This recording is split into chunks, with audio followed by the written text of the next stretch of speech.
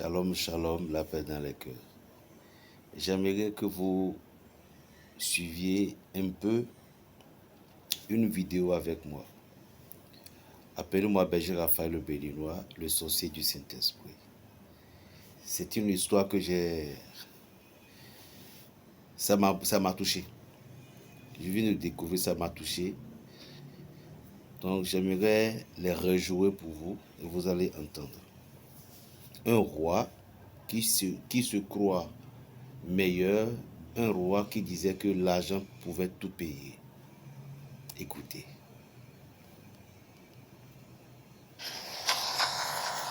Elle n'est pas à vendre, Majesté. C'est ma seule fille. Prenez votre pop-corn et laissez-moi vous raconter comment cette histoire a commencé. Dans un royaume où l'or parlait plus fort que les hommes, régnait un roi nommé Razar. Razar ne régnait pas avec des lois, il régnait avec des chiffres. Pour lui, le monde n'était pas fait d'hommes et de femmes, mais de choses à acheter. Il possédait 300 chevaux, 50 palais et 12 épouses. Mais ce jour-là, il en voulait une 13e. Sur la place du marché, il ne vit pas une femme. Il vit un objet rare. Elle a le regard fier. J'aime briser les choses fières. Combien ? Elle n'est pas à vendre, Majesté. C'est ma seule fille. Tout est à vendre. Razar détacha une lourde bourse d'or. Il ne la donna pas au vieil homme. Il la jeta dans la poussière. À ses pieds, ramasse. C'est plus d'or que ta misérable lignée n'en verra en 10 générations. Ta fille m'appartient. Le vieil homme, brisé par la pauvreté, s'agenouilla pour d'or que ta misérable lignée n'en verra en 10 générations. Ta fille m'appartient. Le vieil homme, brisé par la pauvreté, s'agenouilla pour ramasser les pièces. Nia, elle, ne bougea pas. Elle ne regarda pas l'or. Elle fixa le roi droit dans les yeux, avec un mépris si froid qu'il aurait dû geler le désert. Razar s'approcha d'elle et saisit son menton. Souris. J'ai payé cher pour ce visage. Tu as acheté mon père avec ta richesse. Tu as acheté mon corps avec ta force. Mais mon sourire, Razar, il n'est pas à vendre. Il n'a pas de prix. On verra quand tu auras faim. Razar pensait qu'il suffisait de couvrir une femme de diamants pour qu'elle sourie. Il lui offrit de somptueux tissus, des parfums rares et des jardins magnifiques. Mais Nia restait de marbre. Elle portait ses cadeaux comme on porte des chaînes. Pour la première fois de sa vie, Razar ne pouvait pas obtenir ce qu'il voulait, et cela le rendait fou. Un soir, ivre de rage devant son silence, il renversa la table. Pourquoi ? Je t'ai sorti de la boue. Je t'ai faite reine. Mes autres femmes se battent pour un seul de mes regards. Pourquoi me regardes-tu comme si j'étais un monstre ?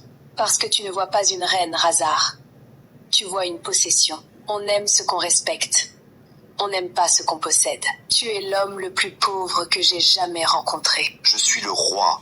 Je possède ce monde. Tu possèdes des objets. Mais tu n'as personne. Si ton or disparaissait demain, même ton chien ne te suivrait pas. L'amour est une fable pour les faibles. L'or est la seule vérité. Il avait tort, et le destin allait se charger de lui donner la leçon la plus cruelle de sa vie. L'ennemi ne voulait pas son trône, il voulait ses coffres. L'attaque fut fulgurante, en pleine nuit. Razar courut vers la salle du trésor pour sauver sa fortune. Mais lorsqu'il ouvrit les lourdes portes, la salle était vide. Son général, son bras droit, se tenait là. Il souriait. À ses côtés, les 12 épouses de Razar, les bras chargés de bijoux. Général, arrêtez-les. Défendez votre roi. Je vous paierai le double. Le double de rien, c'est toujours rien, Razar. L'ennemi a déjà payé.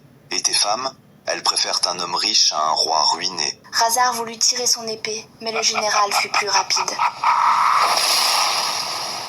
Voilà ta nouvelle couronne, mendiant. Ils le traînèrent dehors. Ils le jetèrent dans la fosse aux ordures, à l'extérieur des remparts, sous la pluie battante. Dépouillé de ses soieries, blessé dans son âme, humilié, il rampa dans la boue. Il appela à l'aide, mais personne ne vint. Quand il se réveilla, le silence était terrifiant. Il était vivant, mais il était devenu ce qu'il méprisait le plus au monde, un mendiant. Il erra pendant des jours. La faim lui tordait le ventre. Finalement, il s'effondra sous un arbre mort. Attendant la fin, une ombre s'approcha.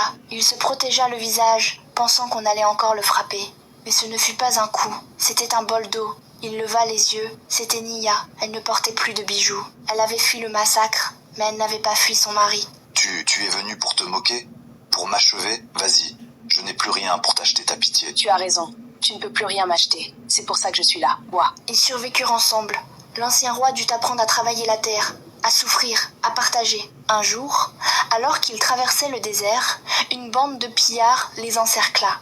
Laisse la femme vieillard et on te laisse la vie sauve. L'ancien Razar aurait négocié, il aurait échangé la femme contre sa sécurité. Mais l'homme qui se releva ce jour-là n'était plus un roi arrogant. C'était un homme. Il se dressa devant Nia, les mains nues, prêt à mourir. Touchez-la! Je vous ferai regretter d'être né! Prends ça et donne-moi la fille! Elle n'est pas à vendre, Majesté. C'est ma seule fille. Prenez votre pain. Vous voyez cette leçon, il y a la deuxième partie. Mais qu'est-ce que nous pouvons tirer de cette leçon-là?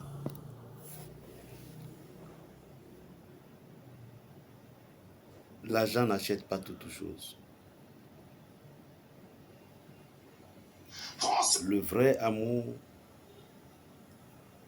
c'est ça que nous devons chercher. Chercher à comprendre l'autre,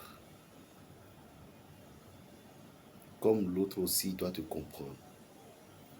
Ce qui n'est pas réciproque, c'est impossible. Le roi était tellement si arrogant. Le roi était tellement si arrogant. Pourquoi? Il avait de l'or. Et pourquoi?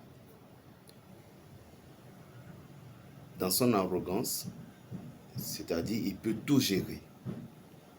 Il y a des choses qui sont précieuses, il y a des choses qui sont rares, qu'on appelle tout simplement les perles rares. C'est ce que la fille le lui a montré. Cette vie est simple. Il y en a des gens aujourd'hui, nous aimons acheter l'être humain, voir notre production, soit disant que avec l'argent que nous allons tout gérer. Non. Quelqu'un qui t'aime parce que tu as les moyens ne t'aime pas. Quelqu'un qui est obéissant parce que tu as les moyens ne t'aime pas aussi. Mais quelqu'un qui t'aime parce que il voit au fond de toi une belle dame, un bon homme, quelqu'un de bien. Tu vas voir que cette personne, quelles que soient les choses, quelles que soient les erreurs, il va continuer à t'aimer. Pourquoi? Parce qu'il t'aime. Parce que le vrai amour ne voit pas des erreurs. Le vrai amour ne voit pas la pauvreté dans l'autre. Le vrai amour ne traite pas l'autre comme un pauvre, comme un misérable. Soi-disant, je lui ferai payer. Je vais lui montrer qui je suis. Je vais le faire licencier. Toutes ces choses, tous ces actes, tout est vanité. Vous allez suivre la deuxième partie pour voir. Parce que moi, la vidéo m'a impressionné. Ça m'a touché. Pour voir comment le roi a pu défendre, lorsqu'il est devenu pauvre, a pu défendre celle qu'il a rejetée, celle qu'il a parlé avec arrogance pour dire que son argent ne peut pas l'acheter. Parce que le roi désirait tout simplement que ce dernier sourie. Et la dame a dit qu'elle n'aura pas cette souris-là. Le vrai amour existe. Berger Raphaël Le Béninois. Suivre la deuxième partie pour voir. Et que Dieu te bénisse. Shalom.